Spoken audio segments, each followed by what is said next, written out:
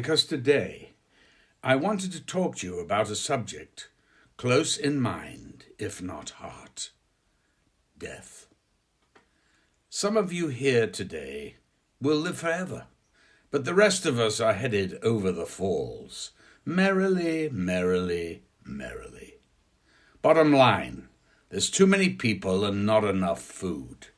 Combined with the oil crash and the climate change, it will only get worse.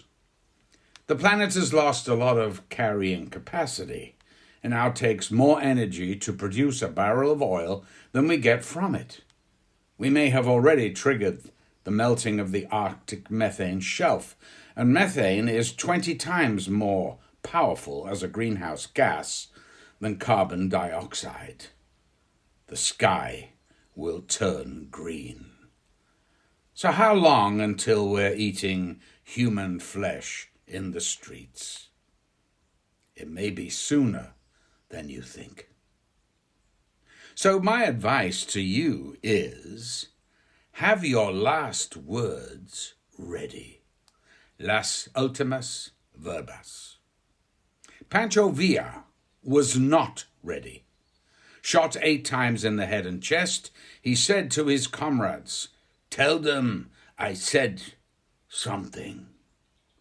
Mel Blanc, creator of Bugs Bunny, was ready when he said, "That's all, folks."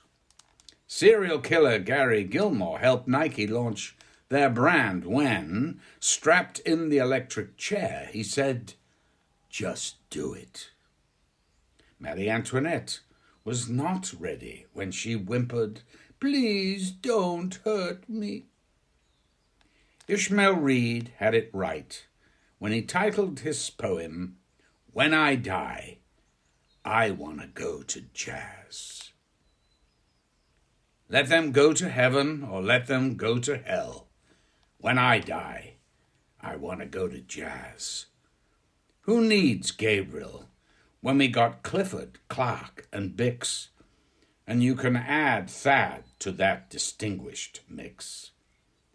Satch and Gill and Count are residential sages, and among those on the trumpet are Fats and Hot Lips Page. With Kluke on drums and Train on axe, 1,000 years of jamming, for what more could I ask? Don't surround me with cherubim with their golden locks.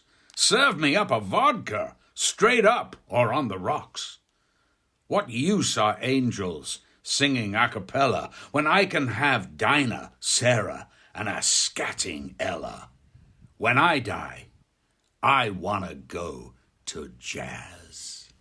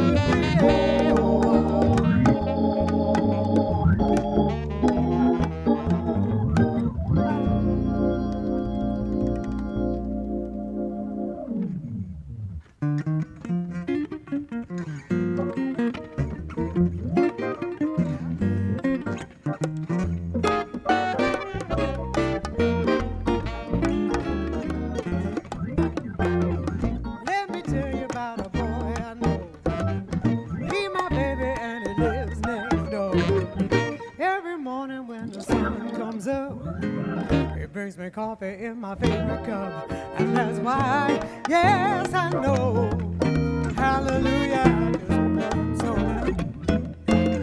When I am all alone and got no friends, I know he'll stay with me until the end. Every baby in the sun comes down, say my friends ask me how you know, I say she told me so, that's why I say, yeah, that is why, hallelujah, I just love him so. Call me on the telephone, and I tell him that I'm all alone. By the time time I count from 1 to 4, I hear that on my door. In the evening when the sun goes down and there ain't nobody else around, he holds me tight and then he holds me close and tells me, pretty mama, everything is gonna be alright. That's why I know, ooh, yeah, hallelujah, I just love him so.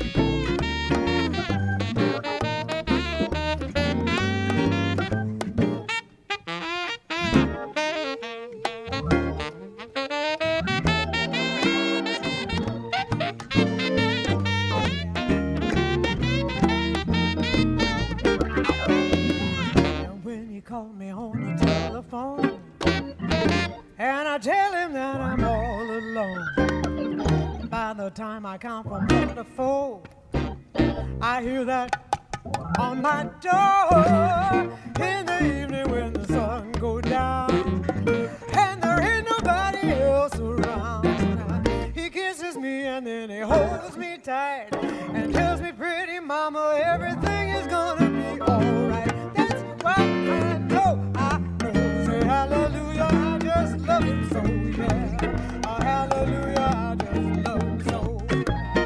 Hallelujah, I just love him so, yeah. Oh, hallelujah, I love him so.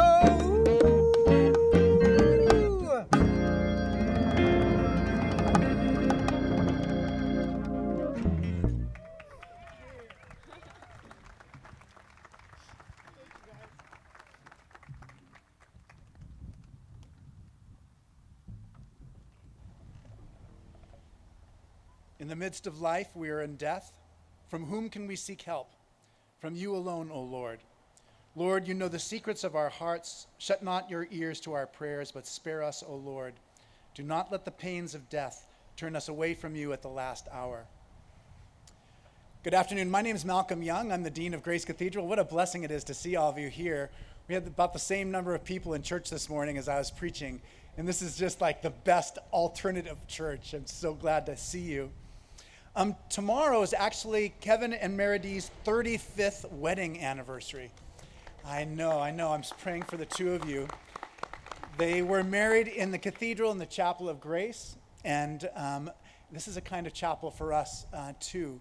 It's a kind of chapel that that'll always be true for us. We'll always remember this day when we gather together. And so I have a prayer it's the prayer when you build a new church. This is the prayer that you say when you've done building the new church. And this is the new church that we're so grateful for. Let us pray. Lord, make this a temple of your presence and a house of prayer. Be always near to us when we seek you in this place. Draw us to you when we come alone and when we come with others, to find comfort and wisdom, to be supported and strengthened, to rejoice and give thanks. May it be here that we are made one with you and with one another, so that our lives are strengthened and sustained. Amen. I have one more brief prayer, which is the prayer we usually say at the beginning of a memorial service. The Lord be with you. Let us pray. O God of grace and glory, we remember before you this day our brother Kevin. We thank you for giving him to us, his family and friends, to know and to love as a companion on our earthly pilgrimage. In your boundless compassion, console us who mourn. Give us faith to see in death the gate of eternal life, so that in quiet confidence we may continue our course on earth until by your call we are reunited with those who have gone before. Through Jesus Christ our Lord. Amen.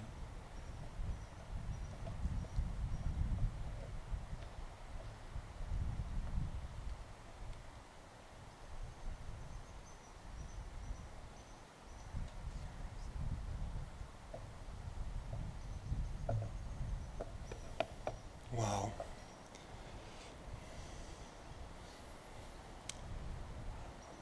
I am among 4 people here today, along with my sister Shannon and my brothers Ross and Jeff, who had the honor of knowing Kevin as a brother. My mom, Gretchen King, knew him as a son, Meredy as a husband, Eve, Isabel, and Amelia as a dad. Others here knew him as an uncle, as a cousin, as a son-in-law, brother-in-law, friend. Others here knew him as a prankster, fellow prankster. A number of people here would know him as a campmate. We were all incredibly lucky to have had Kevin in our lives. I took a walk this spring over nearly a month, and I got to thinking a lot about Kevin and our time together, but also about our purpose here on earth, the why of it. I came to some simple conclusions. Yes, we are here to create, to do good, and to help one another. But the most elemental rationale for our existence is to witness the world, to reflect it back in all its astonishing and maddening wonder. The more completely we do that without distraction, the deeper our immersion and our reverence, the more fully we are fulfilling our purpose. Kevin daily fulfilled that purpose as few of us do. Kev saw so much in the world that the rest of us miss. If the distracted are the walking dead, Kevin was among the most vibrantly alive people many of us will ever know. He achieved and maintained a natural presentness that was at the heart of his pranks, his act of kindness, his appreciation for much that is beautiful and absurd in the world. That presentness, I think, was Kevin's greatest achievement and at the heart of his being.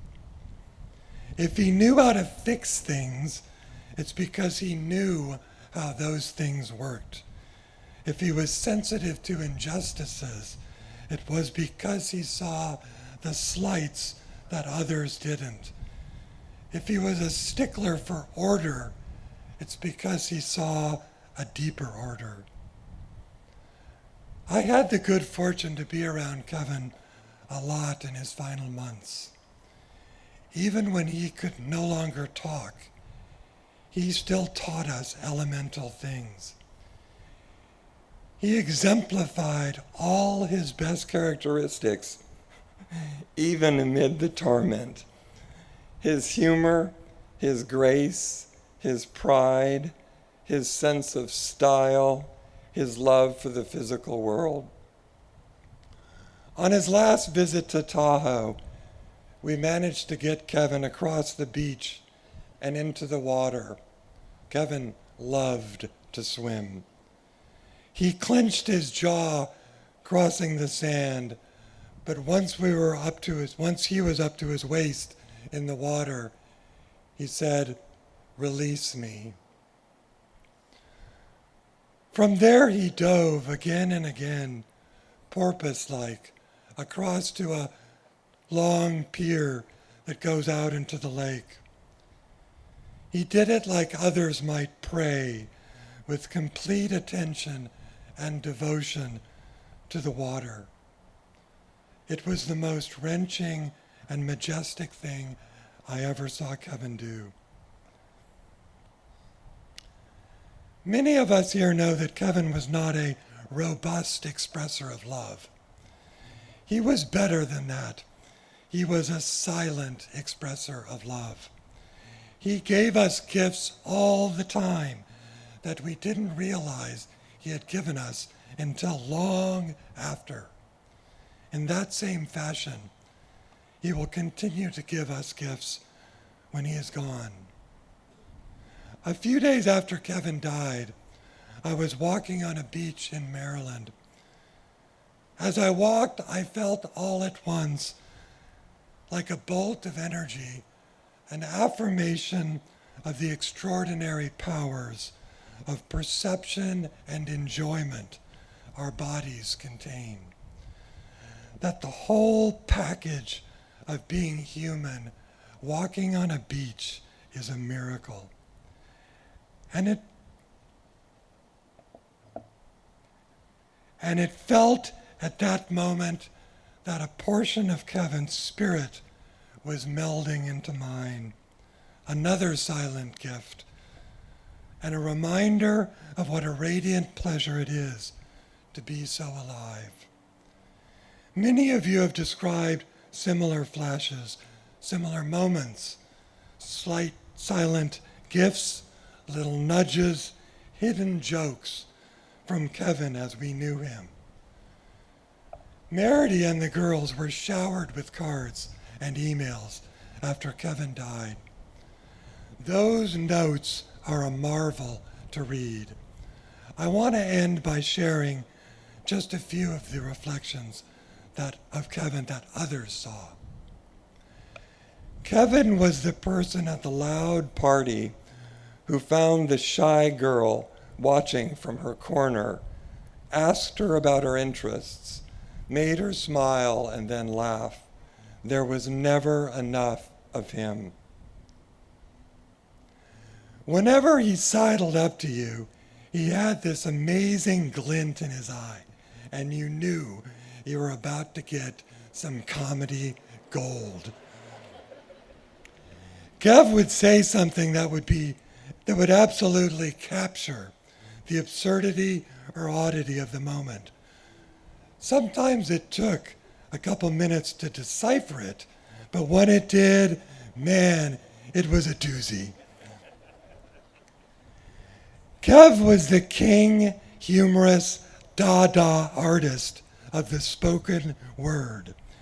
He gave so much of his time to helping others. He was a mensch from on high. Kevin always had that look I adore. He was up to something. Keep your eyes on Mr. King, because either he has a scheme cooking or he just wrapped up a big one that is soon going to cascade all over you. We should all keep our eyes open, because Kev is still present with us in deep and lasting ways. And watch out, because when it cascades all over you, it's going to be a doozy.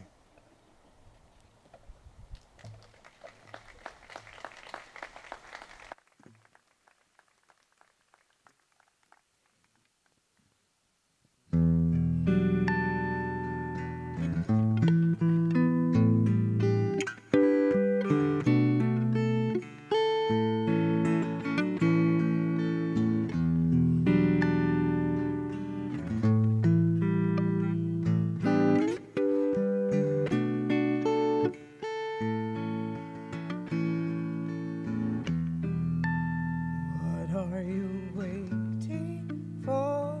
Believe in me.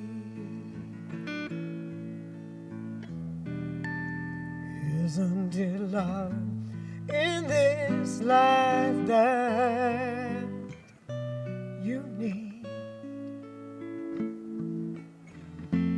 You can offer your soul to an altar of sacrifice, but give your heart to me. Let's bring heaven down here. Let's bring heaven on down. I don't want to wait for the angels. Let's bring heaven down here. What's in the sky that you and I can't find? Simply in love, what could be more divine? How can I make you believe forever and evermore? I my heart to you. Let's bring heaven down here. Let's bring yes, heaven on down. I don't want to wait for the angels. Let's bring heaven down here. Can I lay you down? Don't you know salvation is the warmth of my embrace? Let me touch your lips, kiss the moonlight on your face. Oh, I need you now. I need you now.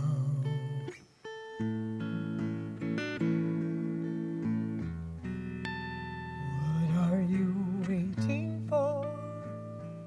Believe in me.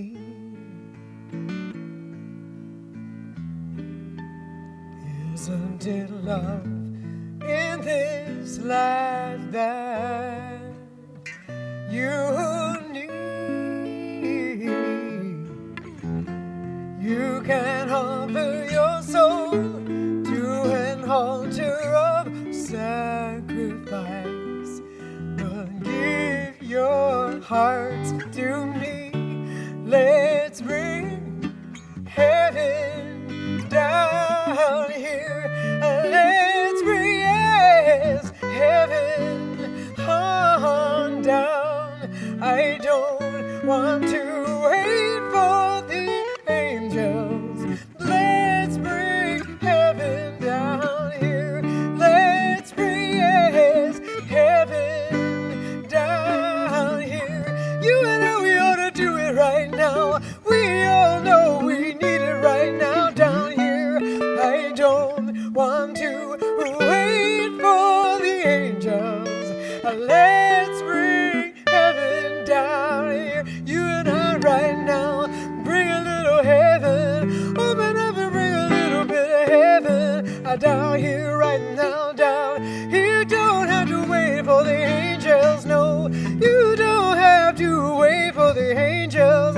Wanna bring a little heaven down here right now, down here now. We need it right now, down here. Wanna bring a little bit of heaven down here. Let's bring heaven down here. We need it right now. We need it down here. I don't want to wait for the angels. Let's bring heaven down here.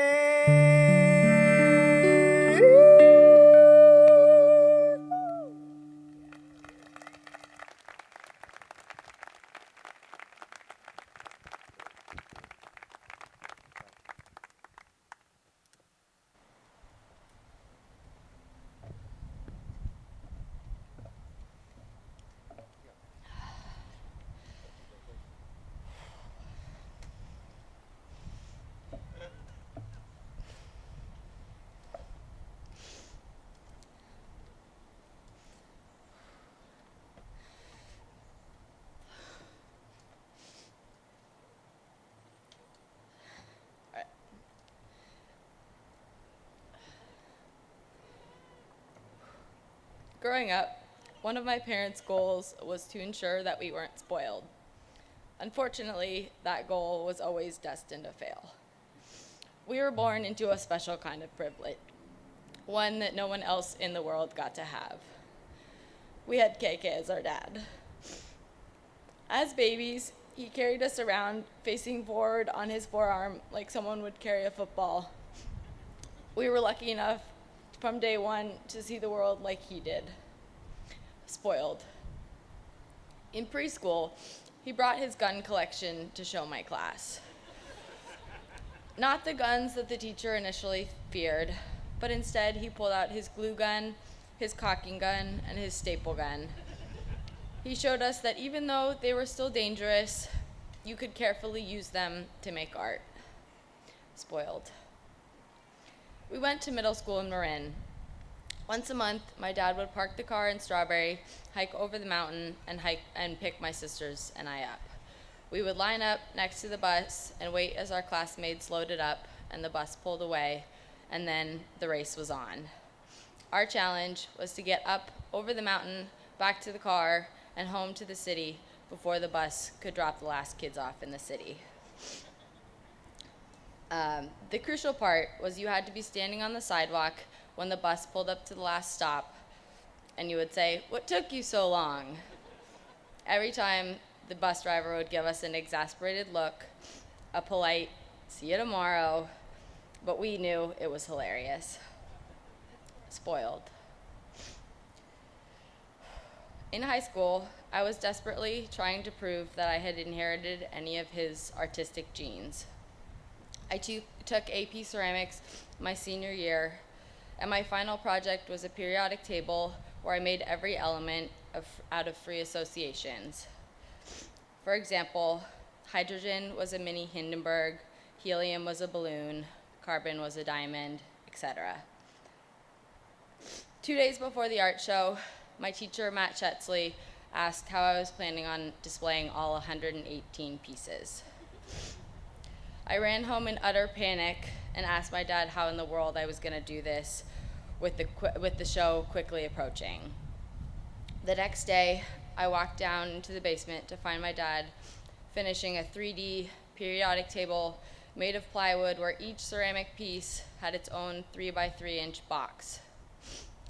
I got an A in the class. My report card read, "It would have been an A+, but not everyone has your dad as a backup plan." Spoiled. In recent years, I've gotten into endurance athletics. A few summers ago, I was swimming in Lake Tahoe, training for my first race as a professional triathlete. Between breaths, I saw a kayak floating nearby. I paused for a second and saw my dad paddling along. He did a little, just minding my own business, whistle, and signaled for me to keep going. Even though he knew that I was capable, he still wanted to be nearby, just in case. Spoiled.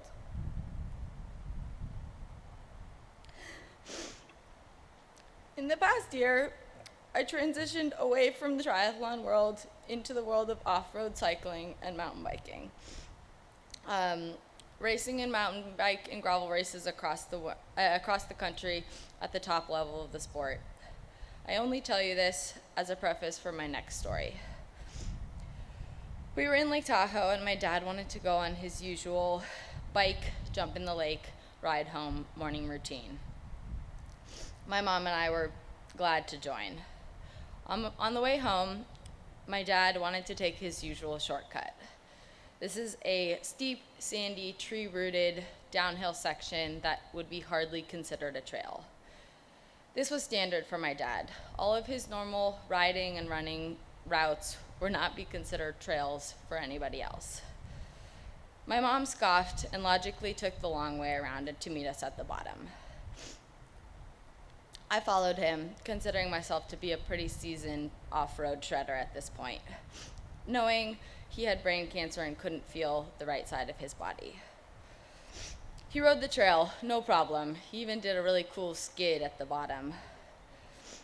I, the professional elite off-road racer, immediately flipped over my handlebars. I remember looking up at him with sand in my face, and he gave me a huge smile that said, "Yep, still got it." Humility with a side of earned confidence. Spoiled. I don't think any of these stories are surprising to anyone here today. Every one of us was spoiled by having the privilege of KK in our lives. I am so thankful for 30 years with the greatest dad of all time, and I am both intimidated and proud as I attempt to carry on his legacy. I miss you, Dad.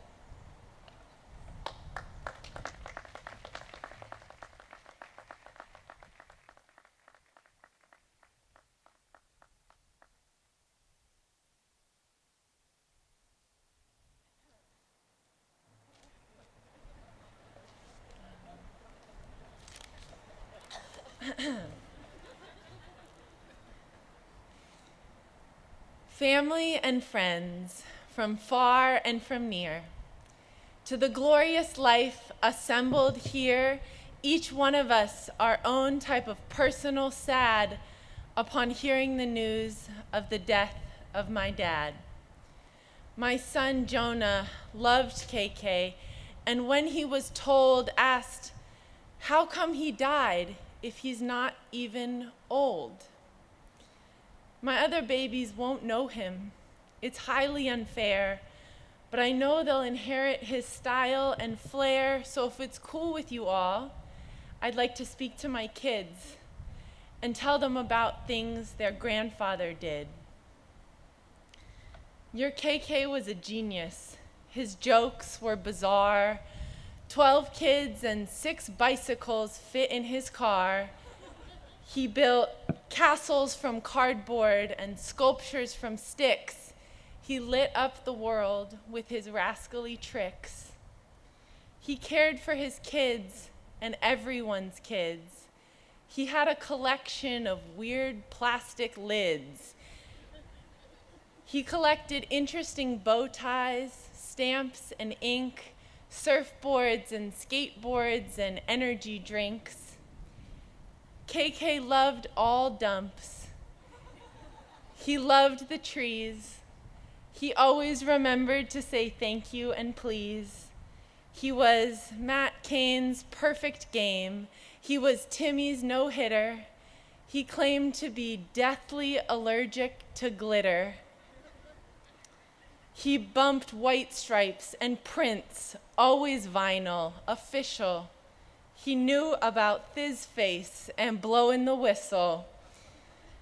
He beefed with high school referees just so he'd have our backs. His phone was a brick, but you could reach him by fax. KK was patient, creative.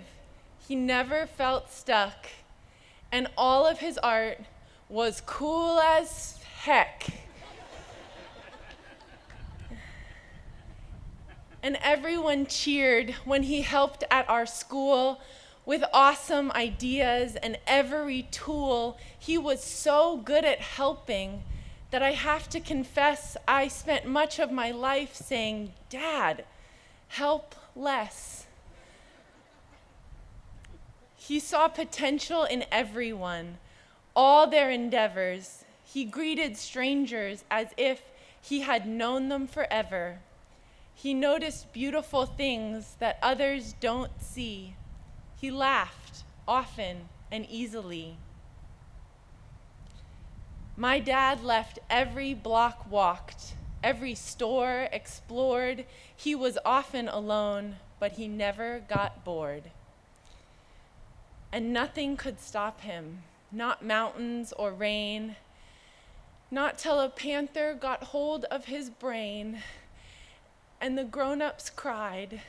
We were sad when he took his show on the road eternally. But he was kind in his life, so you have to surmise that he's probably covered afterlife-wise. I bet KK sauntered to heaven, all nonchalant, and watching us now, I think he would want not a moment of silence, but a moment of noise and an era of joy in graffiti tees and corduroys. Still hung on the wall are his words that say, what good shall I do this day? What good shall I do this day? To my kids, Jonah, Naomi, and Des, doing good every day. Think about what that says. What's the best good you could do today? You could hug your grandma and play, keep our sadness at bay. I hope you take after KK in every way. I hope you treat every person with care and respect. Just think of the weird things that you can collect. If you never get bored, you'll be just like my dad, and I'll see him in you. I won't even be mad. If you paint on the walls and skateboard inside, if you mess up and dress up, I'll take it in stride. I hope that, like him, you reach for the sky and we notice your pants pulled up slightly too high.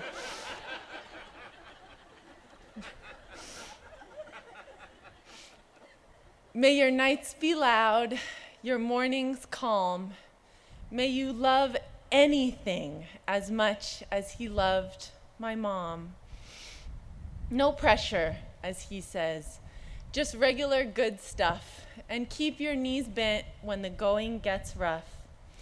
Go spread wonder and joy in all that you touch, and always remember that he loved us so much. So, I hope your lives are full of dreams and sour cream and self-esteem and every rail a balance beam. I hope you dance and draw and cook and swim, 'cause the world could use many more people like him. May you live to be old and laugh with great ease. May you witness the world as he made it to be. The end.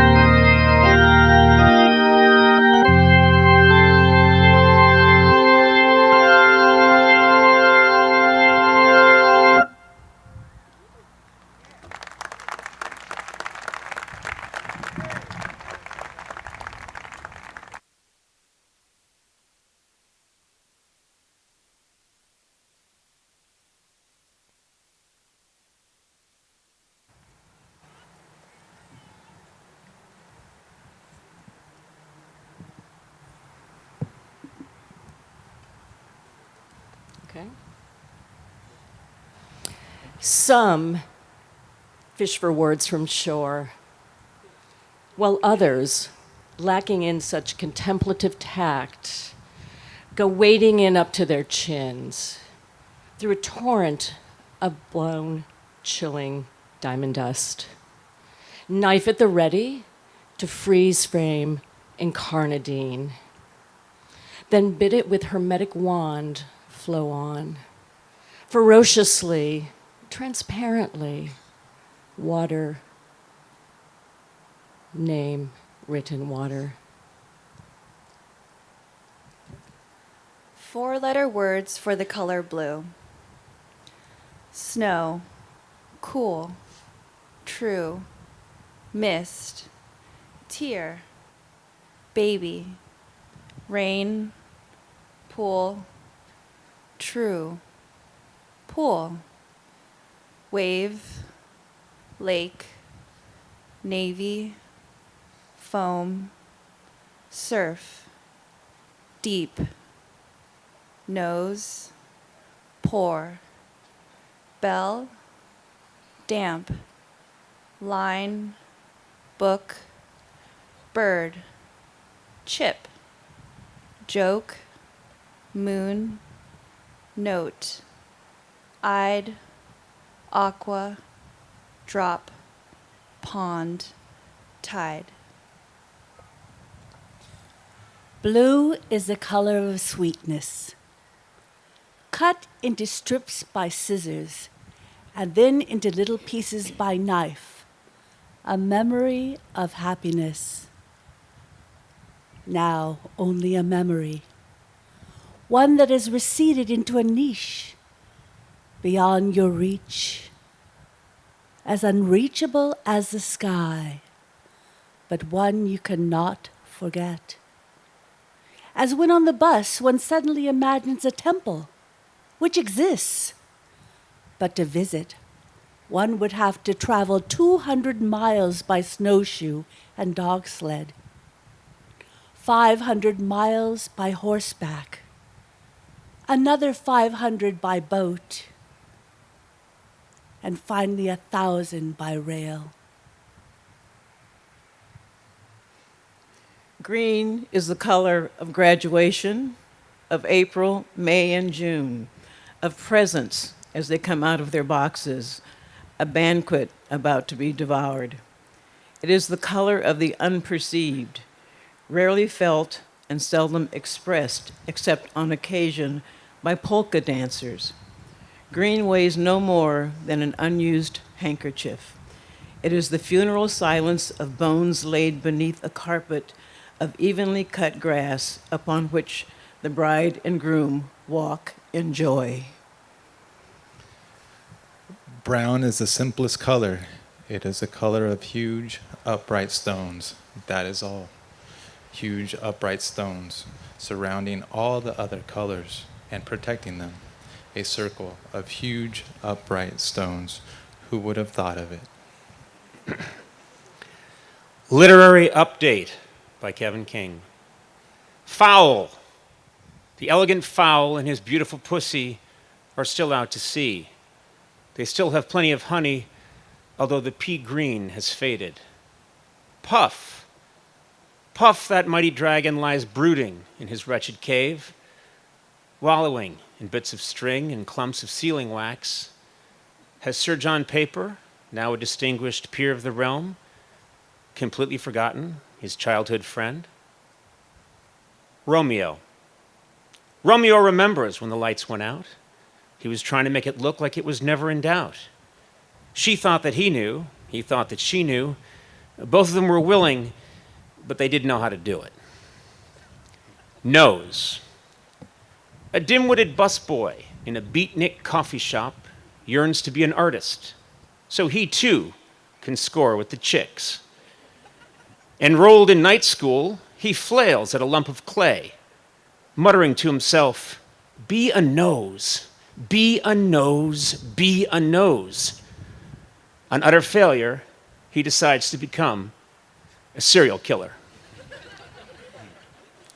Trace. As the moonshine absolution thins to a demoted Pluto's glow, just one shadow kicking another's ass, I ask you, are we just passing pigments in this waterhead world? Or is there a hope that you and I may leave some trace more permanent, scarlet, tooth-marked at least, upon each other's hearts? From the moment I started rolling my dad's tube socks and shooting imaginary game-winning shots, I knew one thing was real. I fell in love with you. I ran up and down every court, after every loose ball for you. You asked for my hustle, I gave you my heart, because it came with so much more. But I can't love you obsessively for much longer. This season is all I have to give. My heart can take the pounding, my mind can handle the grind, but my body knows it's time to say goodbye. And that's okay. I'm ready to let you go. I want you to know now so we can both savor every moment we have left together, the good and the bad we've given each other, all that we have. And we both know now, no matter what I do next, I'll always be that kid with the rolled up socks, garbage can in the corner, 5 seconds on the clock, ball in my hands. 5, 4, 3, 2, 1. Last words. First walker, seafarer, space traveler. Where did it start? How and why? Show me the first to form words, the first to weep, the first to sing, the first not to kill others but to die for someone else. A member of our species wrote love, which moves the sun and other stars, animating all that is. The darkness, neither yet overwhelming nor comprehending it. Love of all things least illusory. Love which whispers, it is so simple. What you need, provide.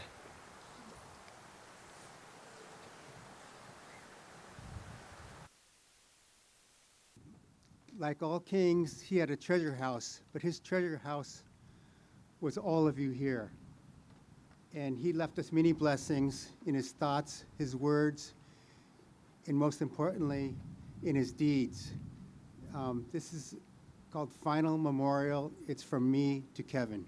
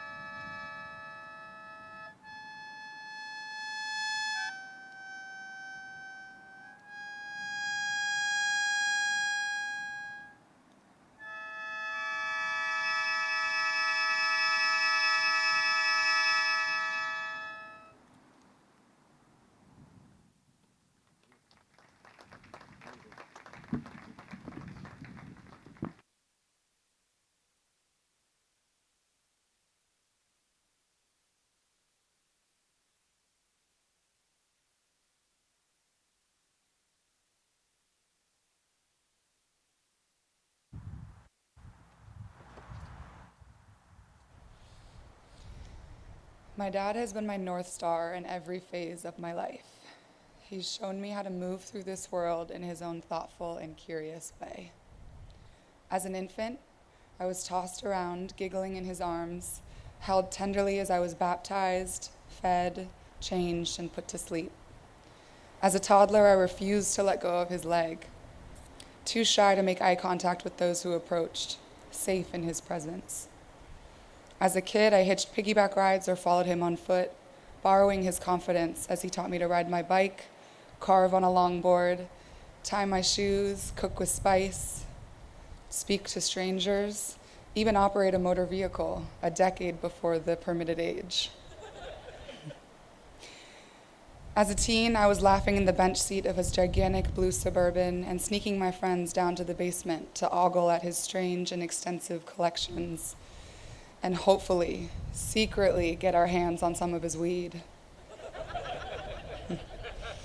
And as an adult, making my way through life away from my parents for the first time, I'd call him about heartbreak, basketball losses, and setbacks in school and work. His voice was comfort enough in itself. I had the honor of standing by his side during his brave transition out of this physical world. He was stoic until the end. There is a lot of truth in dying, I've learned. You are just you, in the most fundamental sense, and there is no hiding. He was patient, conscientious, and funny, like he'd always been. I held his hand as his breath began to leave him that Sunday morning, as he floated through the open windows of my parents' bedroom, past this here Presidio I'd like to think, and into eternity. I'd never known death so intimately before. I knew it would hurt like hell, but Dad, as always, was generous. He made it easy on us, a calm and peaceful goodbye. So I guess technically he's gone now, but he's not really gone. He's here. He's everywhere. I saw him in the bobcat that stood outside my window a week after his passing, who stared into my eyes for a long while before slinking away. And in the black-tailed buck who followed suit a week later, peering again through the window, holding my gaze. I see him in the jackrabbits, turkeys, hawks, vultures, snakes, woodpeckers, coyotes, lizards that swoop and glide and scamper through the craggy hills of Sonoma, often surprising and always graceful. I felt him in the rain that fell this month, sure of itself, welcoming the frogs and the newts back to the surface, quenching the earth. I saw him in the Post-it note list that stuck to my foot at the grocery the other day, which I peeled off the sole of my shoe and saved as he would have: soap, iron pills, mango, chicken broth, Vaseline. I feel him when I cry and somehow laughter bubbles up to the surface, in the freedom of a deep breath. I hear him in the songs I listen to again and again, especially the ones we enjoyed together. I see him in the smiling faces I pass on the street and feel called to those that are somber to lift them up in some small, obscure way, as I know he would have done. I feel him when my mom laughs, the one that's loud and comes from the belly, the laugh that he brought out of her almost every day. I see him in the twinkle of mischief in Jonah's eye, his fellow kind rascal, and in Izzy's tenacity on her bike, her utter fearlessness. I feel him when Eve holds her twin babies, two at once, one of whom is his namesake, Desmond Kevin, and both of whose cheeks he stroked until he could no longer. I am him when I crave solitude, a book, my cherished contemplative moments alone, when I sit down in front of a steaming plate of food, when I whistle to my dog the way he taught me through my teeth. That wasn't my best, hold on. Later. When I hold the door or pull out a chair for someone, when I'm on the trail in the middle of nowhere wondering how the hell I'm gonna get home, or when I'm carried away by a melody. I see him here in the log dump, a pass-through that he loved so much. And I see him in every single one of your faces tonight too, because ain't no way you're gonna meet Kevin King and not take a piece of him with you. Thank you for being here, for loving him, and for carrying him forward. Keep your eyes peeled, because he's around.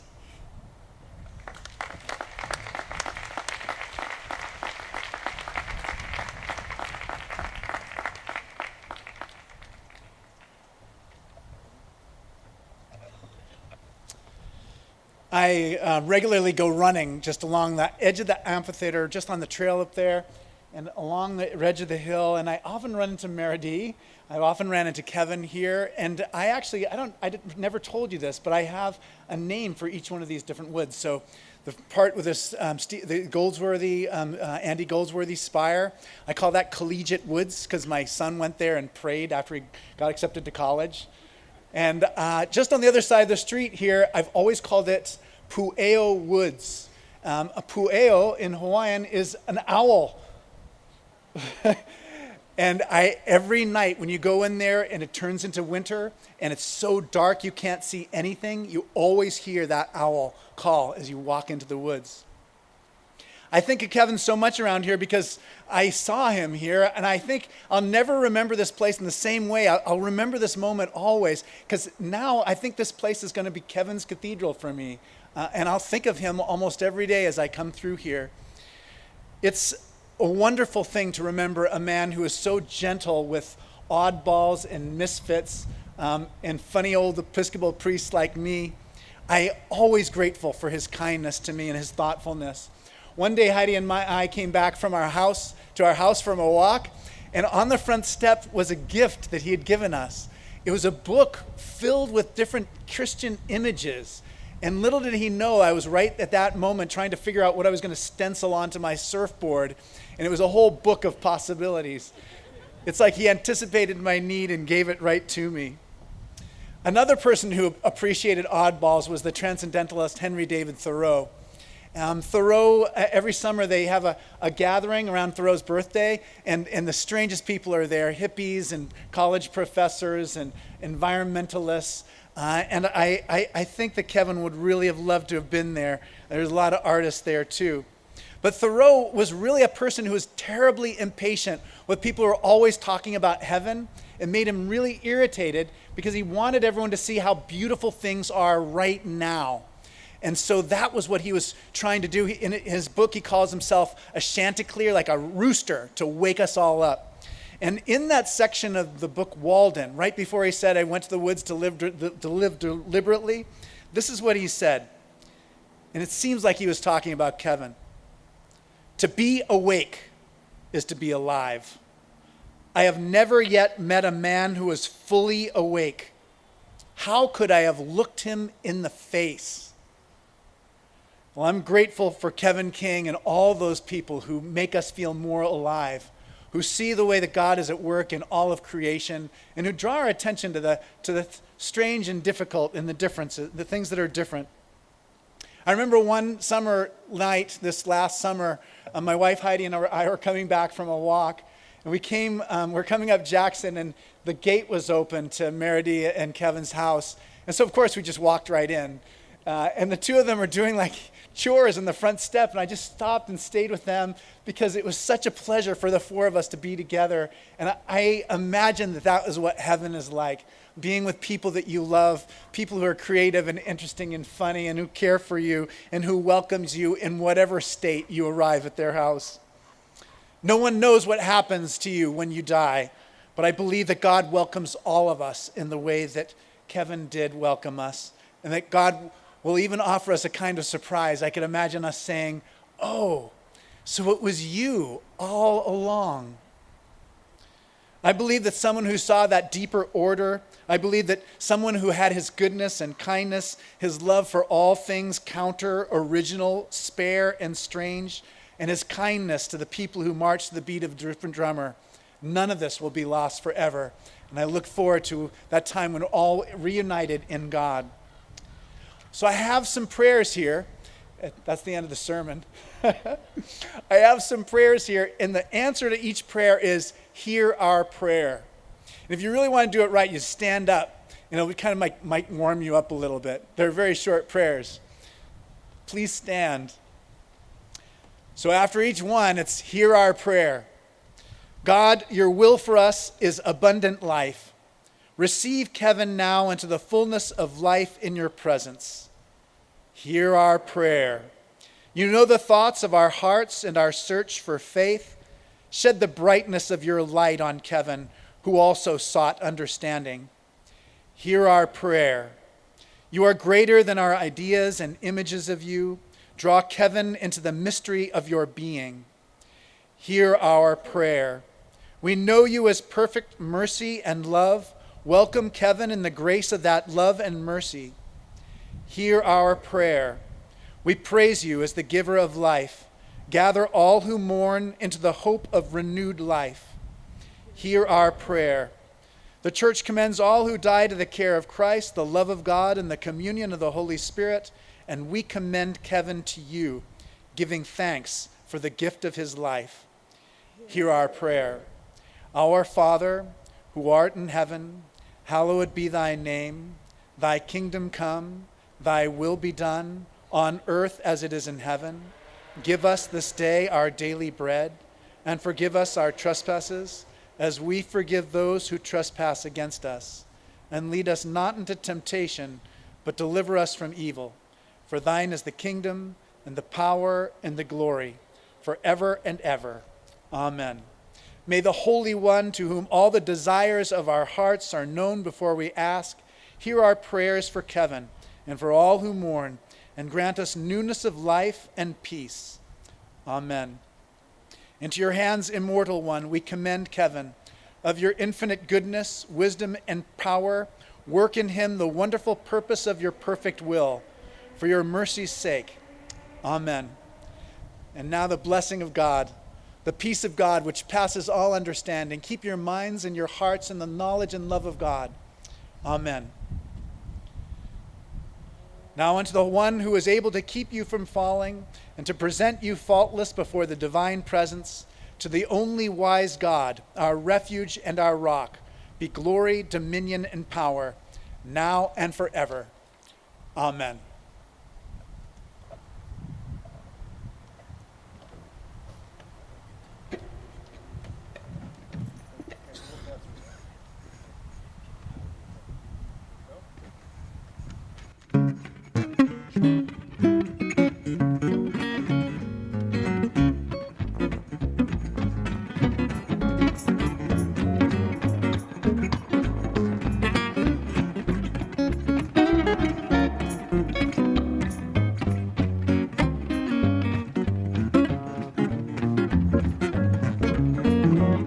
Up above my head, I hear music in the air. Up above my head, hear music in the air. Up above my head, I hear music in the air. Oh, dear, I really do believe joy somewhere. Up above my head, I hear laughter in the air. Up above my head, hear laughter in the air. You can stand up, my head, laughter in the air. I do believe, I really